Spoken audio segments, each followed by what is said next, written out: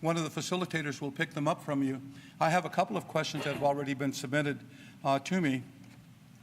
One of them is, if you were chosen to be president of PCC, what is your vision for the next 3 to 5 years? And if you would, where would you want to take the college in the next 5 to 10 years? And when you address it, would you address your vision with respect to students, staff, and the college as a whole and its surrounding communities? Sure, thank you. So what is my vision for the next 3 to 5 years, and really essentially 5 to 10 years sort of on the way? And how would I work with everyone and incorporate everyone into that vision? I think my vision is, as I mentioned before, to see us actually become the college that achieves what we've been trying to do for 30 to 40 years in this country, and particularly in this state, which is to see all of our students succeed, not just a sub-portion of our students. And so my vision is, building upon this tradition of excellence that the college has, is that we will work together through instruction services. Guided pathways, again, I really think is a way of organizing ourselves to look at things through the student lens and to give students that opportunity to not get lost in our system. And I think we can then provide surrounding services for students at the levels that they need. So my vision is 3 to 5 years, we'll be well on our way. People will be looking at PCC, as they already do, but even more so, and saying, wow, they're doing it. What are they doing? What are the best practices that they've managed to actually see the achievement gap shrinking? And in 10 years, and again, including the external community, because I don't think we can do it alone. I think we need those partnerships. We need those partnerships not just with K through 12 in 4 years, although we do desperately, but also those partnerships with nonprofits. Because a lot of our students, and we know this, those of you who are either faculty, staff, or administration, or board members, you know that a lot of the issues that keep our students from succeeding are non-academic barriers.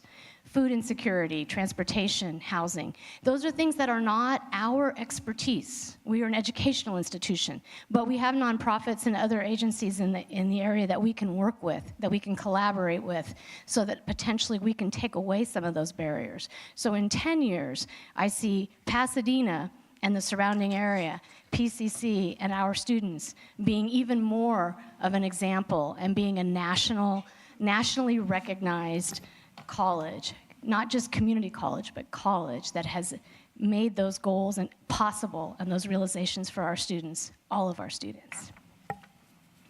Thank you. As a dean of a STEM department, will you lead us into the 21st century for students who face difficulties in the pursuits towards the STEM fields? And how would you do that? Thank you. So when you've read my bio, you'll see that I was a professor of Spanish, and then somehow I ended up being a dean of STEM. Not a very likely occurrence, right? It's not a normal pathway. Having said that, though, the 4 years that I spent of Dean of STEM were incredibly powerful for me and really helped me to develop a lot of the skills and experiences in terms of achieving more equity for students, particularly because of the lack of it in STEM. So a couple things that I did as a dean, but also really as a vice president or president.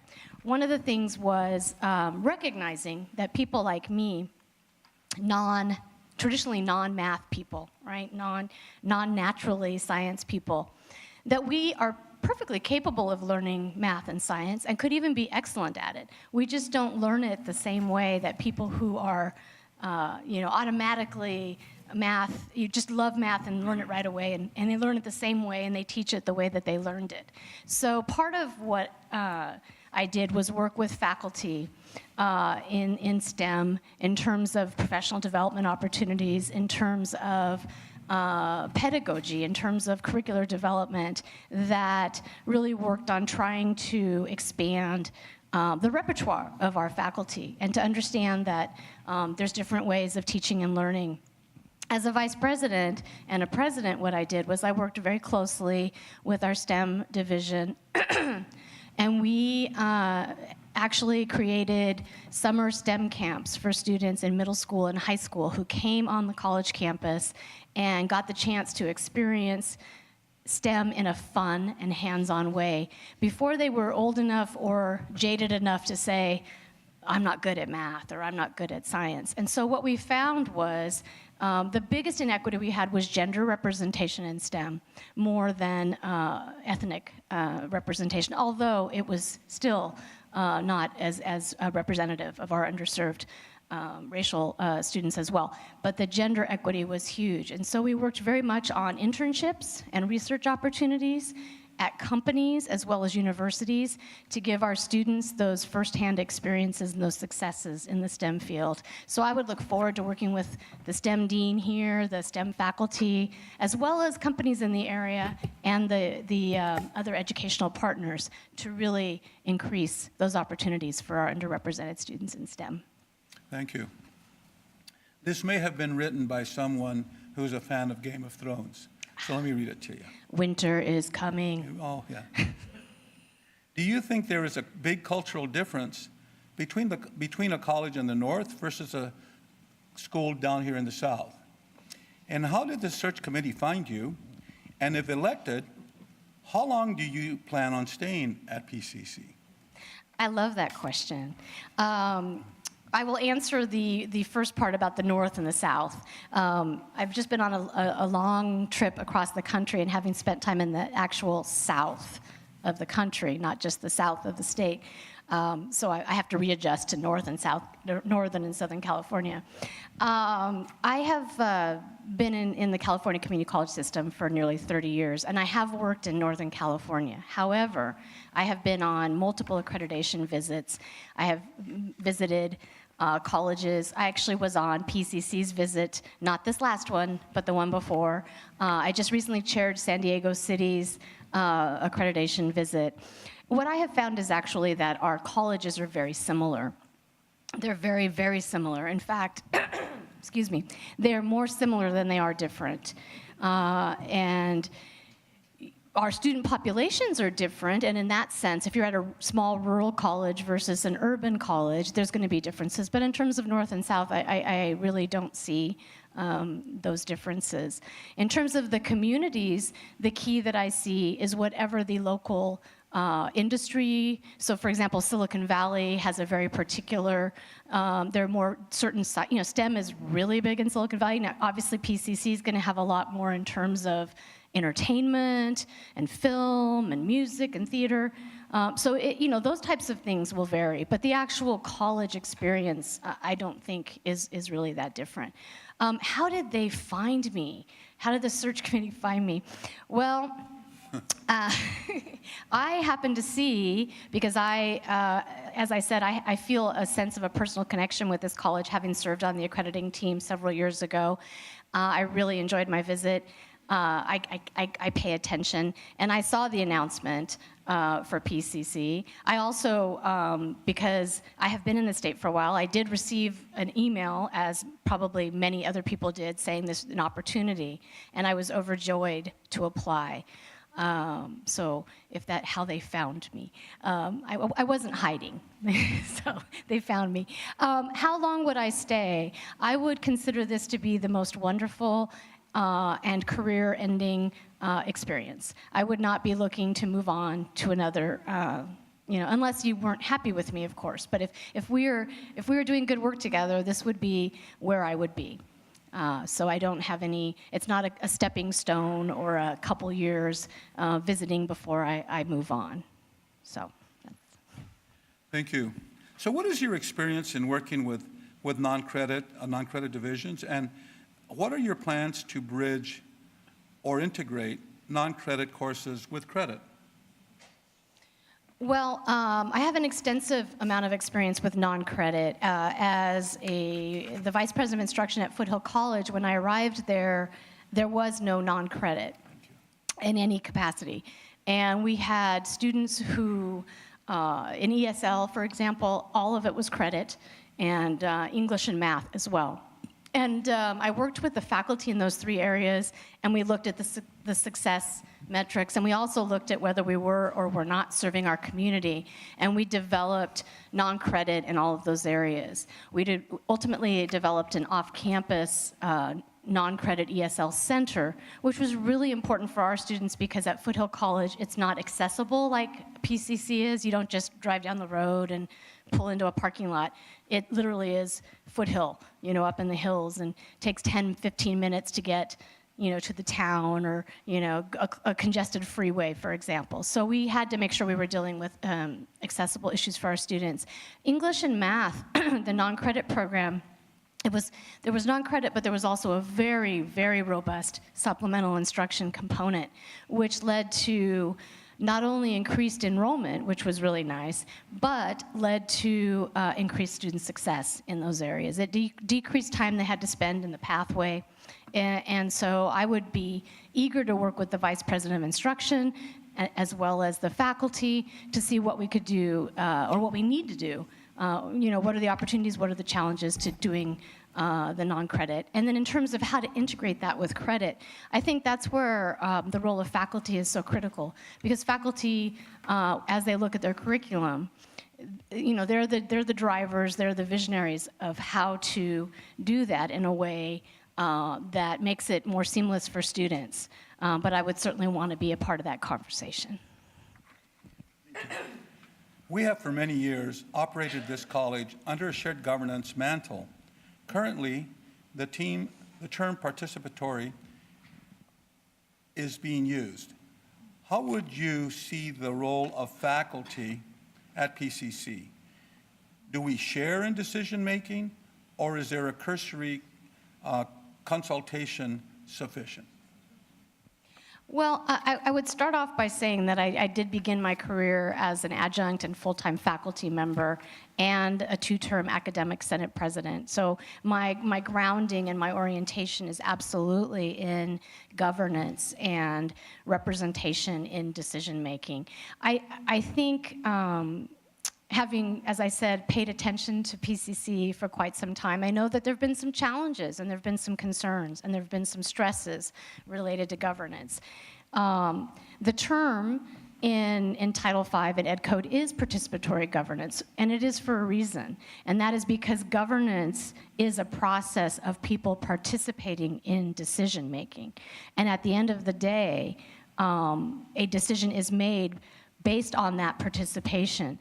I personally it doesn't upset me whether we call it shared or we call it participatory. To me, they have the same meaning in practice, which is, it's not just was the word cursory? It's not just a cursory sort of, okay, you're a faculty member, so check the box, you were at a meeting, you got to participate, you're a student, you got to, that's not what that means. So it means we look at our structure, we look at our committee structure, we look at what if we have it or don't have it at our governance handbook, we look at how we make decisions, and we make sure that we have consensus around how we make them.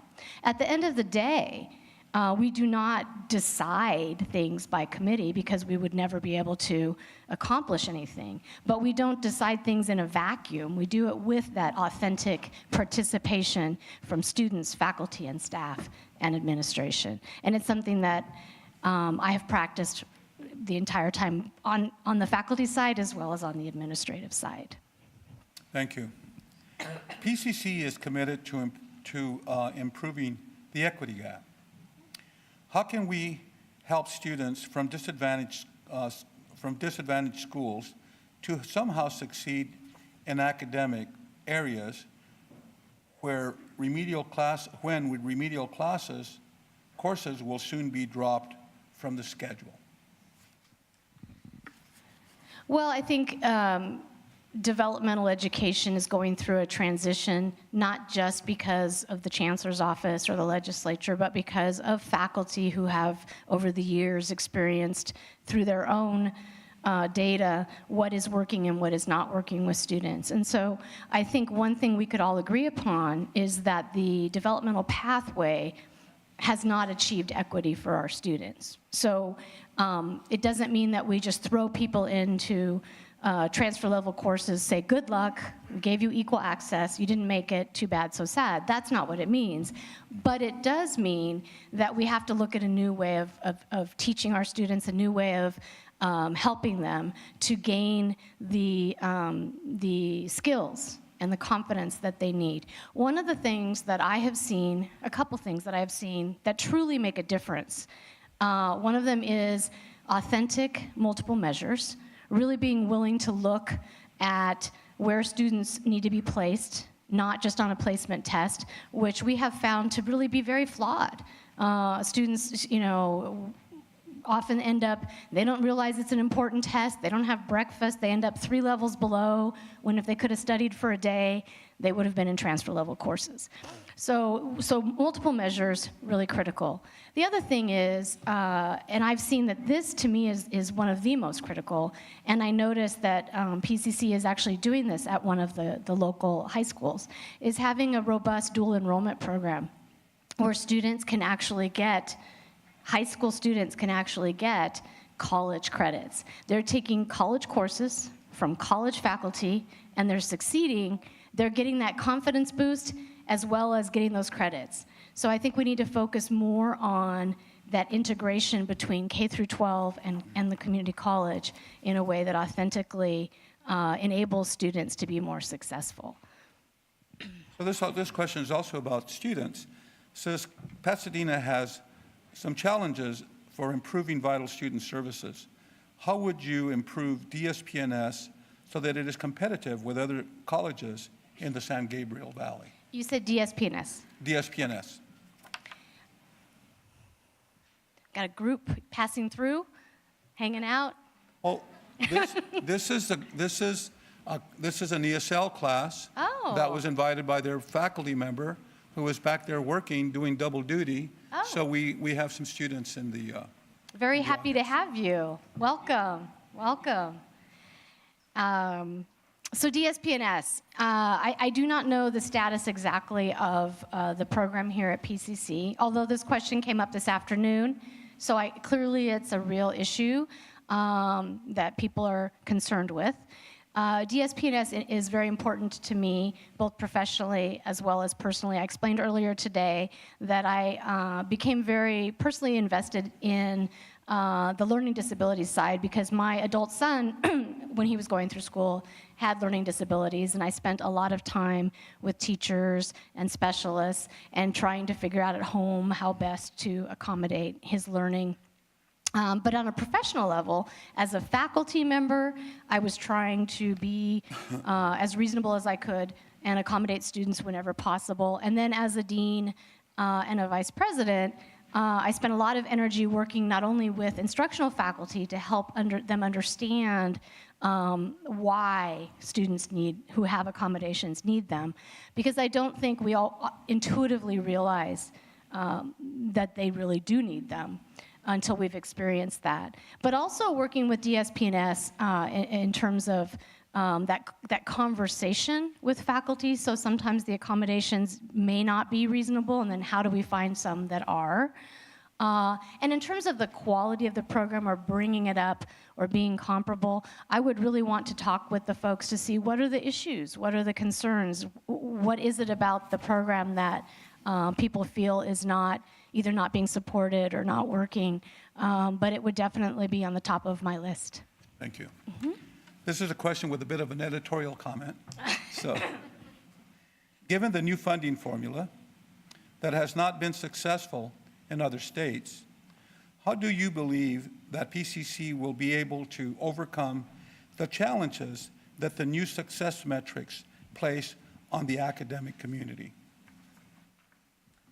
Well, I wouldn't disagree that the new funding formula is based on other states where the data is fairly clearly demonstrating that it is not as successful as people would like it to be. Performance-based funding makes sense until you start to look at how it is applied and the results. So I wouldn't disagree with the editorial comment. However, I'm a pragmatist, and it really doesn't matter because it is our funding formula. We're stuck with it for now. We can be advocates as citizens and try to get that changed. In the meantime, we have to figure out, as a college, how we can do what we do best under those restrictions, which let's be honest, we've been doing that the entire time. We've never had a funding formula that really serves us as well as we would like. So in terms of the success metrics, I do believe that there is a benefit to not having all of our funding be enrollment-based. There is a benefit to not just saying, it's census, these are the people who are in a spot, and so if our enrollment goes down, then we don't have enough funding. So that part of it, I think, is helpful.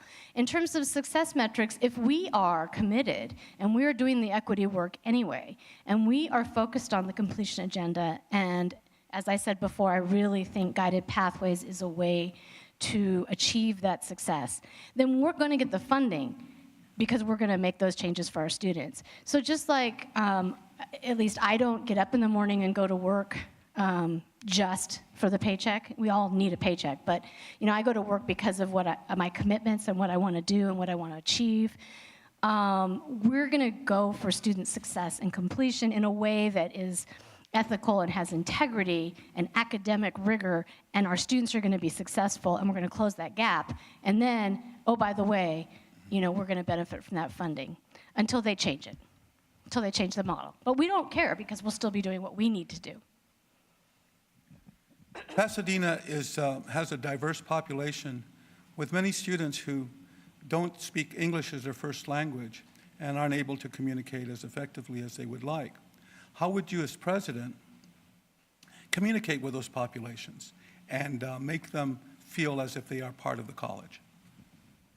Well, I think there are some students that English is not their first language who speak Spanish. And that would be nice for me because I can communicate with them in Spanish because that is a language I'm fluent in, and reading, writing, as well as speaking, and have spent a long, long time traveling and integrating into communities. So I could engage with that part of the diverse community. With other students for whom English is not their first language, I won't be able to share their language, but I will be able to share my commitment to them and to helping them to get the best out of their education here and working within their community to try to make sure that we are making PCC a place that is not only accessible to them, but that is culturally competent enough to be able to address those students and the needs that they have in a way that helps to make them successful. Thank you. What would be your plan to make PCC more modern and accessible? Along with that, let me ask you, would you support the reestablishment of a high-tech center that would be accessible?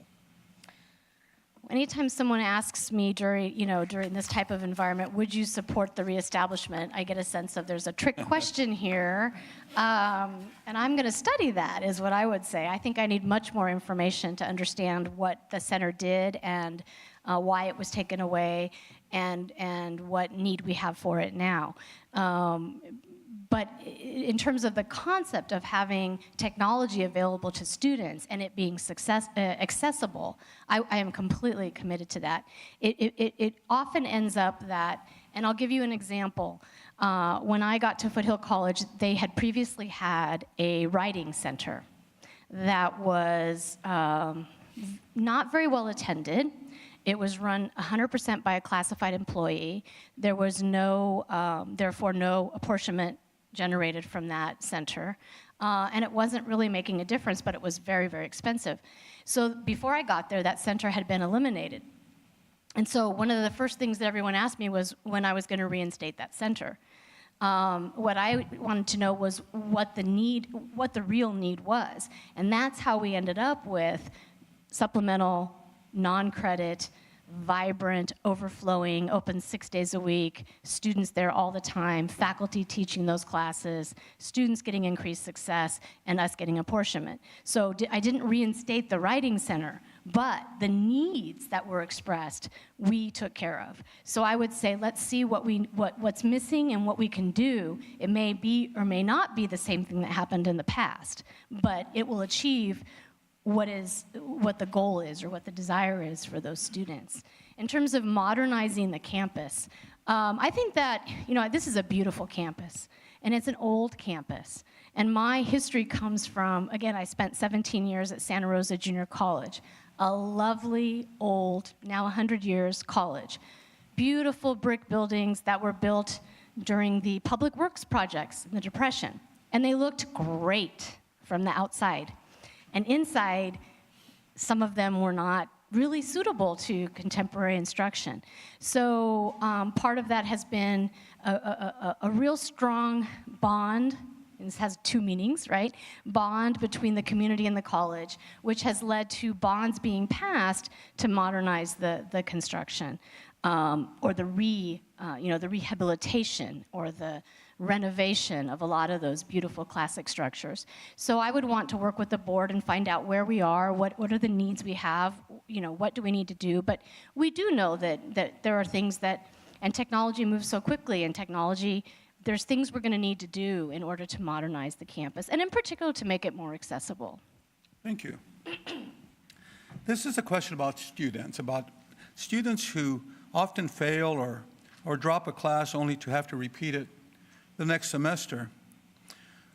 What can be done, what strategies can be employed to incentivize students to complete a class the first time?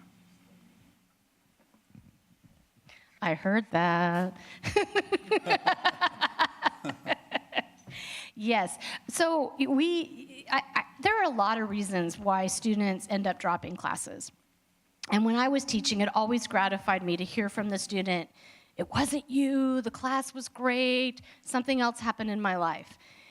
And it's pretty easy to say, oh, okay, something else happened in their life, so that's why, and they're going to come back. And that is true a lot of times.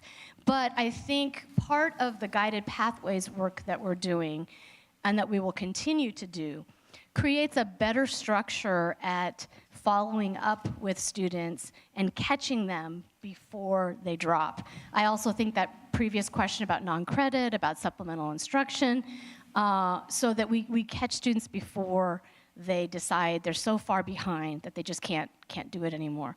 Because my own anecdotal evidence as well as actual data shows that repeating really isn't a very effective way to achieve. And most students who have to repeat courses, there's a small number that actually repeat and are successful. They tend to give up, particularly in math.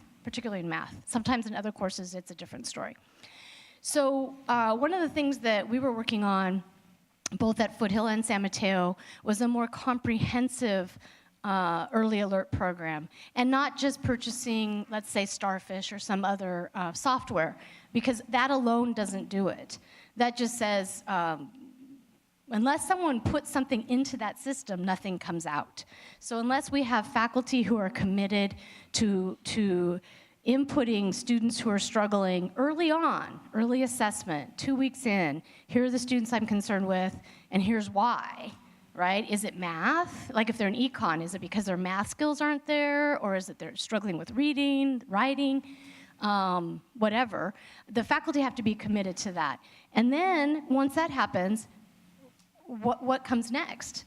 I've seen a lot of demos for software programs where the student would get an automatic email that says, concern of failing. If I got an email like that, I'd quit. I'd be like, oh no, I'm not good enough. They want me, I'm failing. So that's not an answer. So trying to figure out the right types of interventions and how we do that in a way that is not so labor intensive. You have an individual person literally trying to contact every student who is struggling. So I think technology plays a big part, but also professional development for all of us, so that we have structures in place and a student gets an actual message that says, your econ instructor would really like you to attend the math lab, and here's the hours, and call so-and-so, or it's open these many hours, and someone else gets another type of email that's more specific to their situation. So again, trying to personalize, but using technology to leverage our time and energy. And that, those are some ideas and some things that have been successful, and we would work on more. Thank you. So this is my last question. And it was written by someone with really nice handwriting. So it's really easy on me. So the question is, why are you applying for this job? That's a really great ending question. It's really kind of my summary question, right? I could use it as such. You can jump right into your summary if you'd like. Thank you. I think I will. So why am I applying for this job? And why do I think that I would be a good fit for PCC? And I think the answer is really, really simple. It's that my values, my goals, to me, are in alignment with PCC's values and goals. When I did a lot of research before I applied, not just reading the job announcement and the job description, but really looking into the history of the college, looking into previous accreditations and strategic plans. Again, I did have a little bit of personal insight because I had served on a team, so I felt like I had really got to know the college at a certain point in time. And you made the news a few times, so I was very aware of a lot of concerns and things that had gone on over the last few years. And what struck me was your resilience and your dedication to student equity and success at every level. And it's really clear from the job announcement, which was approved by the Board of Trustees, that shows that the board wants the external community and the internal community working together for the success of students. So that is the primary reason that I applied. What I've learned over the process, because this is my third visit, I came for the first interview, I had a second level interview, and now this is my third time here, is that my sense that this was a good place that I could contribute to with my skills and my experiences, and that it would be compatible with yours has been reinforced. So what I see is a very dedicated college with really just ready to go to that next level in terms of student equity and student success. A lot of great questions about support services and the need to support students where they are. And I think clearly a desire to have stability and longevity at the leadership level, which to me is also appealing because I did not apply here just for a job, although it's a great job. I applied because I'm looking for my home. I'm looking for a place to work with all of you and to have those positive relationships in order to make the biggest difference for our students. And just a little bit I'd like to share just before I end. I do have, as I said, and you've seen my resume, so you've seen my professional experience. But the other reason that the reason that I have am in community colleges, why I've been at community colleges for nearly 30 years, is my own personal life story. I am a first-generation college student. No one in my family had ever gone to college before. I grew up in Sacramento, in a very, very diverse area. I was at Sac High, I was, a member of the minority. We had a very diverse high school with African Americans, Latinos, Asian students, immigrants, as well as, second or third generation. And so what I saw and what I learned in that experience and what carried with me in terms of my professional career is what a better place and what a better educational institution can be when we have that representation and that support and that success for all. So that's why I applied. That's why I'm here. And I, again, really want to thank you for your attention and coming. I know it's early, but it feels like it's midnight because of there's no light out there. But thank you for coming up, and thank you for coming up to the front. And have a good night. Thank you, Dr. Messina.